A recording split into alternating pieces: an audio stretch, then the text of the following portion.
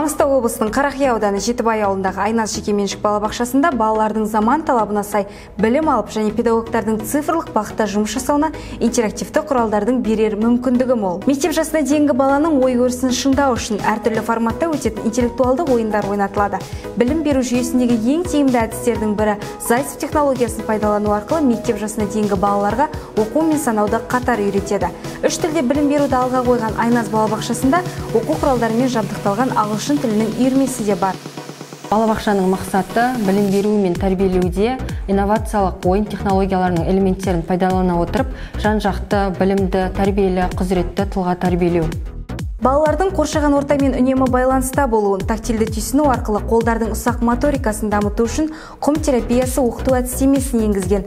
Ал ертегі терапиясы балалардың қиял ғажайып әлеміне саяхат жасап, олардың ұшқыр ойлауына көмектеседі.